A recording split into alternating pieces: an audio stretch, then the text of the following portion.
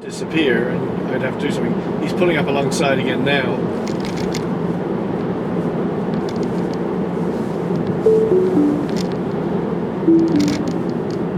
And unfortunately, navigate on autopilot seems to stop right here.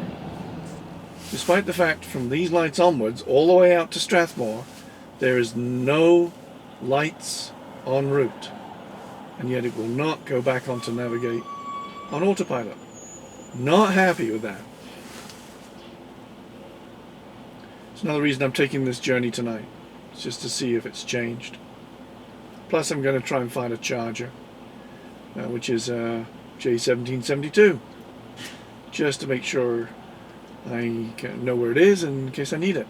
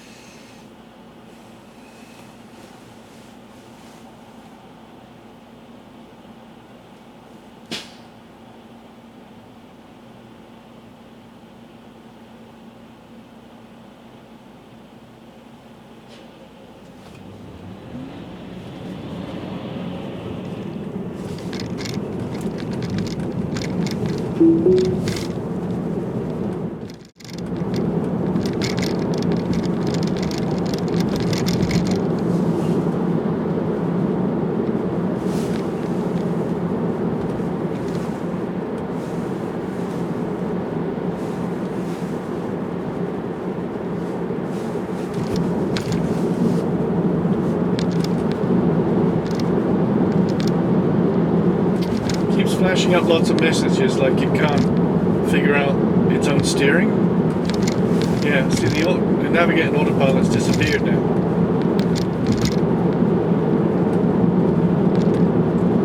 And it keeps putting up messages. I'm going to play these back and see what they are, but it's talking about auto steer and stuff. It's like I shouldn't get any of those messages. I'm in clear conditions. Temperatures around 0 degrees, it shouldn't be a problem. Okay, see if you can... No, not going to do it. Wanted to do the filter lane, it wouldn't do it. So now I'm back on manual. I have to yield here. Nothing's coming. Alright.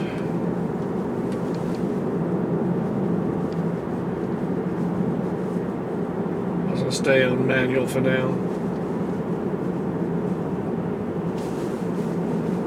Almost where I need to be anyway. Not this intersection, but the next one.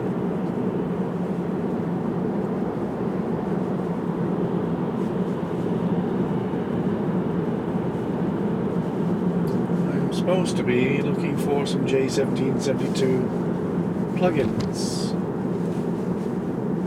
And I may be in the wrong place. Yeah, it's on the other side of the road. That's interesting. He did warn me it was not where the pin was dropped, which is fine. I just looked across the road and saw a whole bunch of lit up parking spots, which indicated that they were more than just parking spots. Let's see if I can get in here. Okay.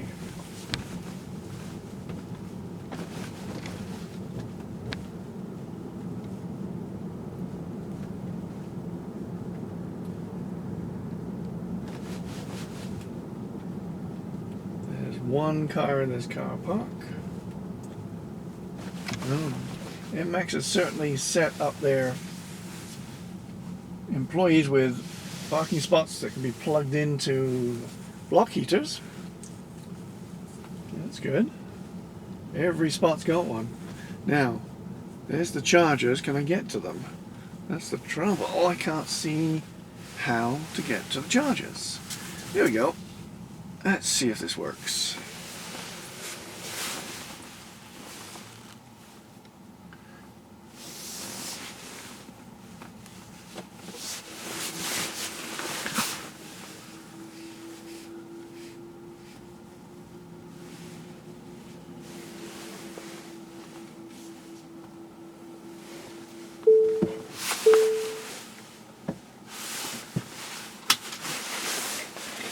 see if this works at all.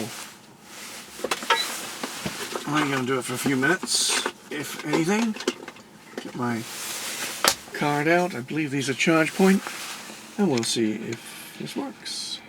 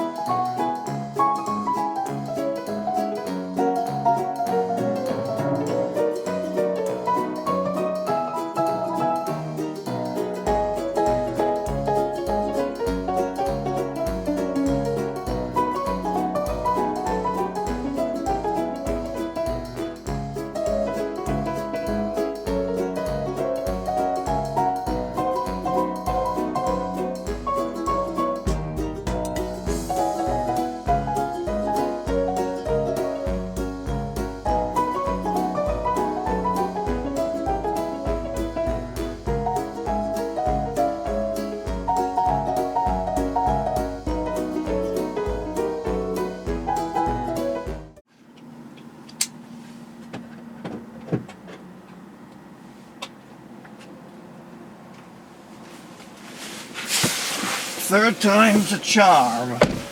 Although if this was 30 below out here in Calgary, I would not be happy having to go from charger to charger to find one that works. Gas stations don't have this problem.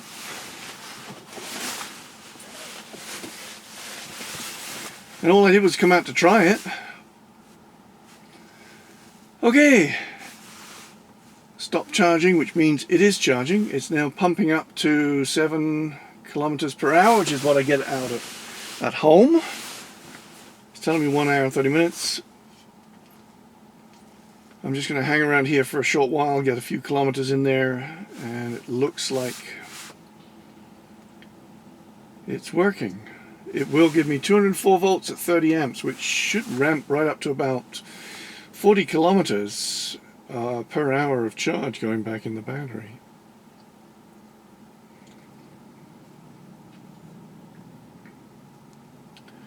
It's just coming up to 8 o'clock, a few minutes before. Temperatures dropped from -1 to -3. The weather is cold, but it's normal for Calgary this time of the year. I've driven the car about 20 minutes, half an hour. It's been sitting outside all day, not plugged in.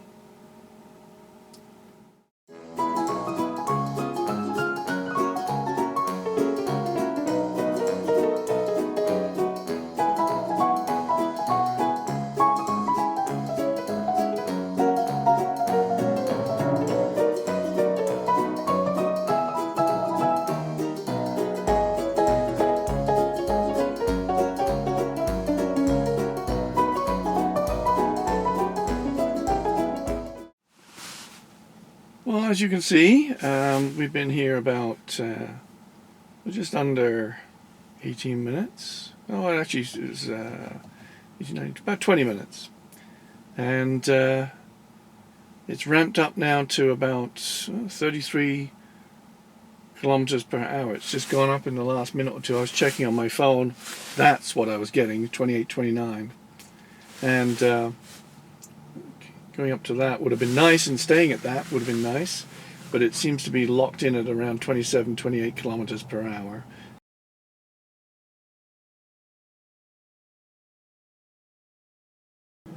Well, it's about an hour to go. I've got lots of time to kill tonight, and we'll just leave it at that for now. Well, here we are. We're at 2044. I came here at 1955. We're about 45, 50 minutes into this, and we managed to push about 20 kilometers back onto the battery pack. I'm probably going to wrap it up here. I'm not impressed with the charging speed here. This is pretty much the best I get, but I was impressed with that Kia, as I said earlier. Over 40 kilometers per hour, and the weather wasn't much different. It was sunny, it was daytime, I'm not sure the battery, with its density and the car on top of it, is going to get much heat from a winter sun for about an hour. To increase the battery pack heat so that it would charge faster, I don't think that makes much of a difference. I think it was just, actually it might have even been in early evening when I got that rate. Anyways, that's it for now. I'm going to try something. I've just disconnected from the Enmax charger, the 1 out of 3 that works. And I'm just going to try navigate to Tesla Service Center, Fairmont Drive.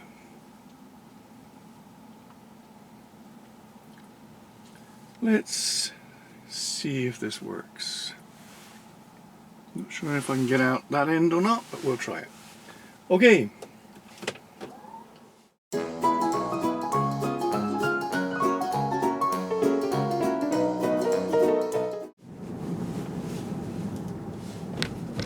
A big stop sign there, and my Tesla has hardware 3, but the 2020.8.1 has not been released yet as of this recording. I'm going to yield here. Away we go.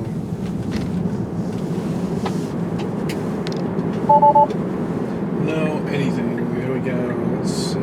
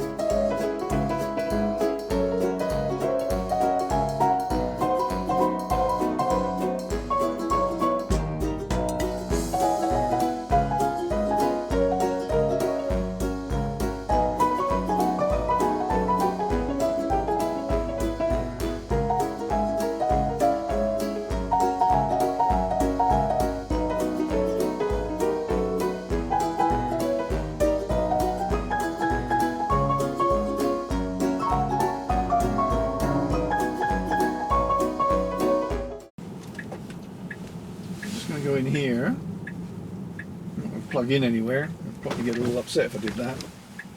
But I'm going to see if I can get into the Tesla Wi-Fi. Okay, I don't want the wipers starting up. That's going to be annoying. Wi-Fi is off. Why is Wi-Fi is off? What do you mean Wi-Fi's off?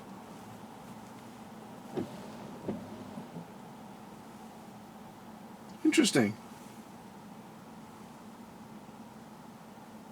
Why is my Wi-Fi off? I don't understand. Does it do LTE? Does it switch between LTE and Wi-Fi? When I'm on the road, does it switch to LTE? But it should know this is a Tesla service. It's logged in. Good.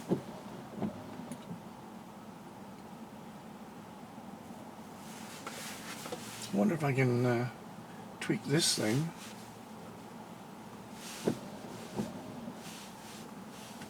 If I can get my phone to hook into Tesla Guest.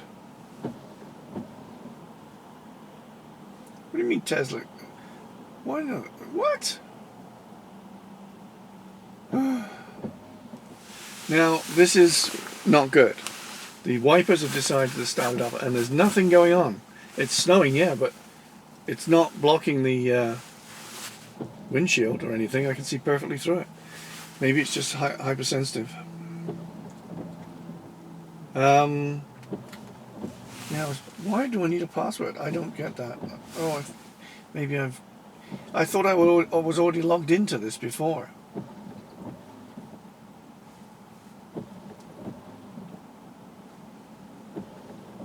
I think they gave me the password years ago, but oh well. put the car in park. It'll at least stop the wipers. And let's go into software.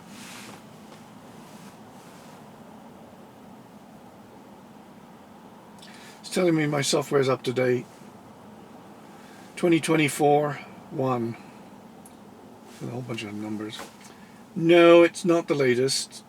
2028 one is the latest, but I don't really want to install it now anyway, because it'll disable my car for half an hour and I've got to go pick up my daughter, so not good. Alrighty, we'll give up on that idea.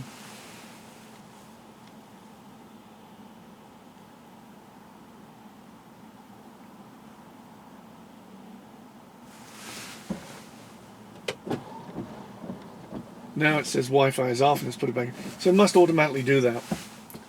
I've never really experienced it being an issue, so other than when I got hardware 3. And I lost all my settings, but other than that, it's been pretty transparent.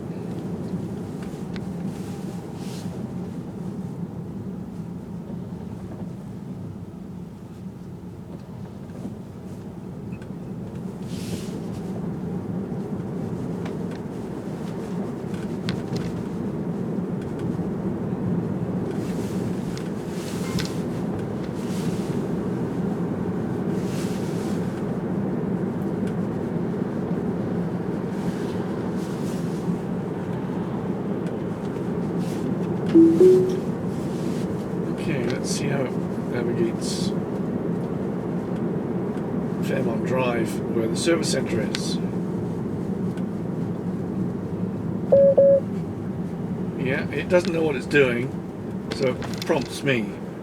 So it does that at that intersection to Flint Road every time. The road is slightly disjointed.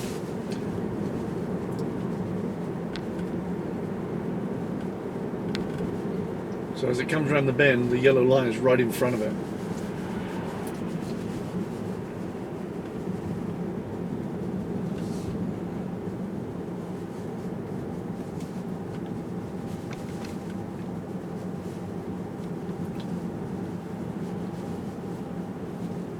Now it's going 9 o'clock. The playground zones are null and void.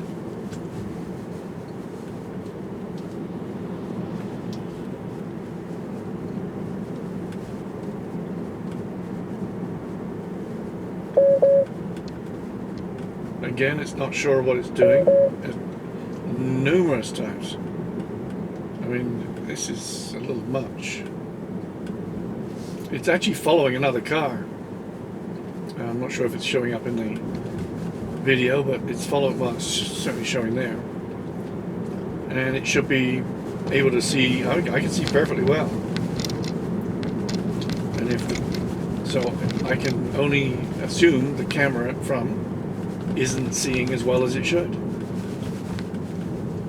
I guess the only way to set that up is to force this thing to download the images. And again, I'm just coming to a halt. I'll download those and take a look at them. And if you're running Windows 7 with the media player for that level of operating system, you're probably not seeing these pictures, the Tesla cam, very well, because the data rate now is over 5,000 bits, whereas in previous iterations it was 3,000 to 4,000. So when I'm playing those videos now, I get green flashes on the screen. So I'm needing a faster, more capable video player on my Windows 7 machine at home. It can't handle the data rate. So that's one improvement that probably not a lot of people have noticed, is that the data rate on the video recordings is higher.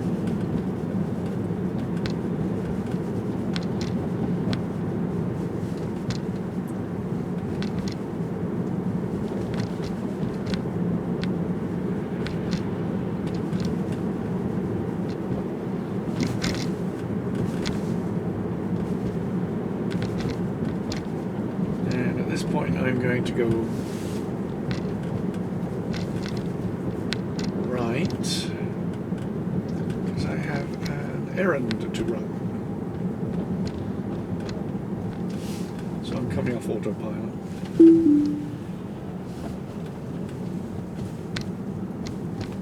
Let's hope these people stay in their lanes.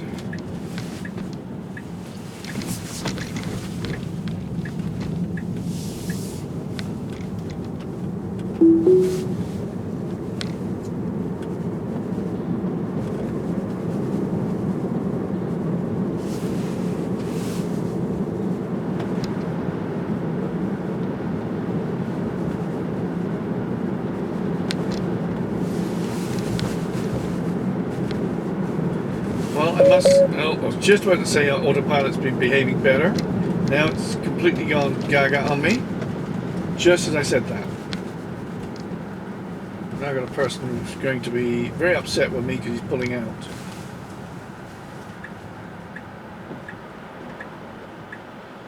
Autopilot has come to a complete halt.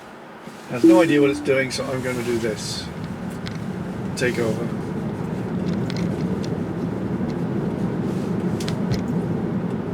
It was just basically traffic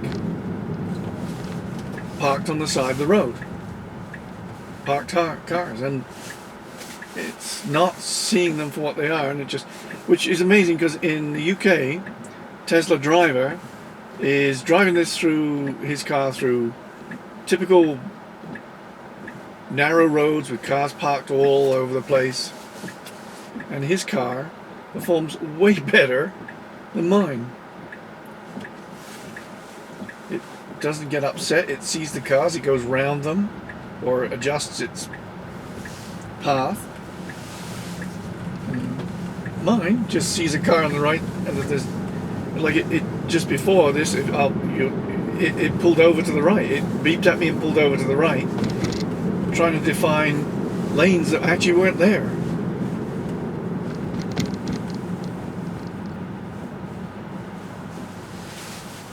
And of course, the lane it chose was the far right, and therefore there was a car parked there, and it decided to stop right behind it.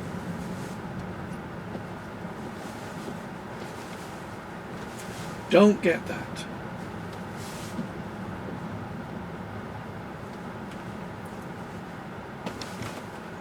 There's a lot of quirky things that need to be sorted out. Edge cases, I guess you'd call them. Corner cases.